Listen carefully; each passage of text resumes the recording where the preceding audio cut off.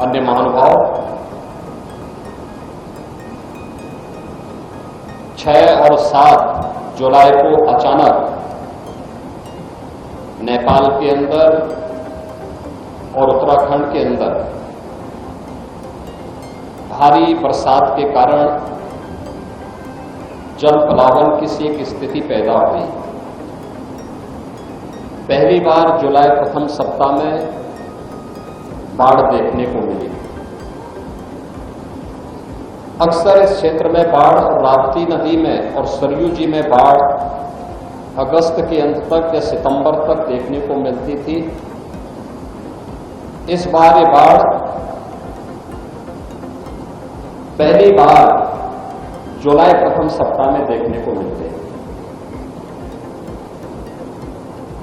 और स्वाभाविक रूप से इससे न केवल तैयारियां प्रभावित हुई बल्कि लोग भी जो नदी के किनारे रहते हैं उन लोगों के सामने भी तमाम संकट खड़े हो गए। लेकिन विपरीत परिस्थितियों में भी धैर्य न खो करके कार्य करना, जैसे आपने देखा होगा 11 लोग एक टापू में फंस गए थे। अचानक राप्ती नदी में पानी आ गया और धैर्य खोए बगैर महिला और बच्चों की 11 लोगों की टोली अपने मोबाइल फोन का इस्तेमाल करके 118 पर उन्होंने फोन कॉल किया, डायल 100 को कॉल किया और फिर पुलिस की टीम वहां पहुंचती है। पीएसी के बहादुर जवानों ने उन 11 के 11 लोगों को, जिनमें 5 बच्चे थे, 6 महिलाएं थी, उन सबको सुरक्षित वहां से निकाल करके आज आपके सामने देखा होगा कि जिस महिला ने सूचना दी उसको और उनके साथ एक पुरुष थे, उनको हमने सम्मानित किया और पीएसी के उन जवानों को जिन्होंने अंधेरे में स्वयं की परवाह के बगैर उन 11 लोगों की जान बचाने में अपना योगदान किया, उन सबको भी हमने यहाँ पे भी प्रमाण पत्र दिया है और उन सभी जवानों को भी इस पूरे अभियान के साथ जुड़े हुए जो भी जवान थे उनको एक स्पेशल हम लोग इनाम भी देंगे। साथ साथ जिस महिला ने और उनके साथ जिस पुरुष ने इसको बचाने में योगदान दिया है उनके लिए भी नगद पुरस्कार की घोषणा हम अलग से उनको करेंगे। सरकार की पहले से ही व्यवस्था है। हम लोग जब 2017 में सरकार में आए थे तो हम लोगों ने एक व्यवस्था बनाई थी कि आपदा के कारण अगर कहीं कोई जनहानि होती है उस परिवार को तत्काल 4 लाख रुपए की सहायता प्राप्त हो जाए। मानव वन्य जीव संघर्ष में अगर किसी कोई जनहानि होती है तो वहां पर भी 4 लाख की सहायता दे दी जाए। कहीं सर्पदंश से किसी व्यक्ति की मृत्यु होती है उस परिवार को भी सहायता के रूप में ये राशि उपलब्ध करा दी जाए। कहीं पर कोई आकाशीय बिजली से कोई किसान की, कोई बटाईदार की, किसान के परिवार के किसी सदस्य की असामयिक मृत्यु होती है उसके परिवार को भी आपदा राहत कोष से तत्काल सहायता राशि या फिर कृषक दुर्घटना बीमा योजना के अंतर्गत राशि उपलब्ध करवा करके उस परिवार को संबल प्रदान किया जाए। और आज यहाँ पर 4 ऐसे परिवार जिन्होंने अचानक आई बाढ़ के कारण अपने परिवारजनों को खोया है उनको भी 4-4 लाख रुपए की सहायता यहाँ पर प्रदान की गई है। उन सभी पीड़ित परिवारों के प्रति मेरी संवेदना है, राज्य सरकार की पूरी संवेदना है, केंद्र सरकार की पूरी संवेदना है।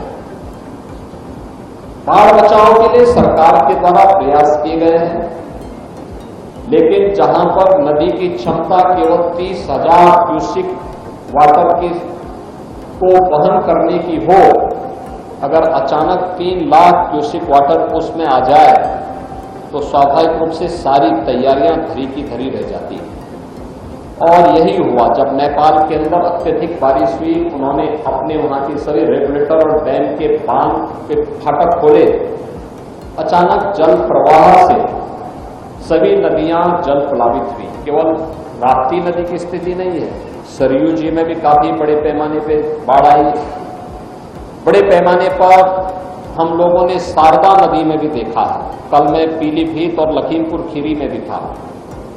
सैकड़ों गांव इससे चपेट में आए हैं और वर्तमान में अगर हम देखेंगे तो 12 जनपद इस अतिवृष्टि के कारण बाढ़ की चपेट में आए हैं, जिनमें 33 तहसील हैं, 633 गांव हैं।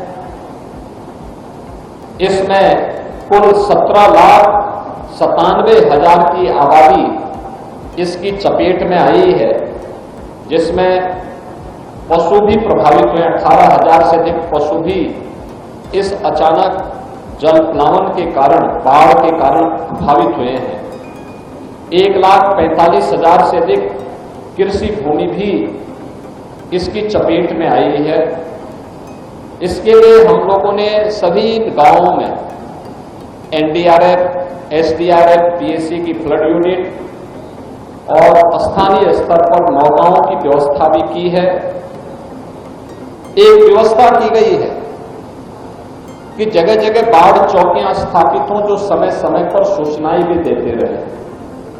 और इसके लिए पूरे प्रदेश भर में अगर हम देखेंगे तो 1033 से अधिक बाढ़ चौकियां स्थापित की गई हैं, जिनके माध्यम से इन सभी 923 बाढ़ चौकियों की स्थापना की गई है। और जहां पे बाढ़ पीड़ितों को रखा जाना है, 1033 ऐसे स्थल हैं जहां पे शरणालय बना करके बाढ़ पीड़ित के घर में पानी भर गया या वो किसी को रेस्क्यू करके लेके आना है तो उनके लिए भी ये व्यवस्था की गई है। इसके साथ साथ यहां पर उन सभी क्षेत्रों में अन्य तमाम प्रकार की सुविधाएं उपलब्ध करवाने का कार्य हो रहा है। अगर हम लोग श्रावस्ती की बात करें तो श्रावस्ती में जो बाढ़ से प्रभावित क्षेत्र हैं, 116 गांव पूरी तरह या आंशिक रूप से बाढ़ से प्रभावित हुए हैं। 15 गांवों में कटान की स्थिति है। 76,000 की आबादी इससे प्रभावित हुई है। 23,500 से अधिक कृषि भूमि बाढ़ की चपेट में आई है। यहां पर बचाव और राहत कार्य के लिए एनडीआरएफ, पीएसी के फ्लड यूनिट और एसडीआरएफ को भी लगाया गया है, जिसमें वो मोटर बोट के साथ में वहां पर अन्य बचाव के कार्य कर रहे हैं। नौकाओं की व्यवस्था भी की गई है।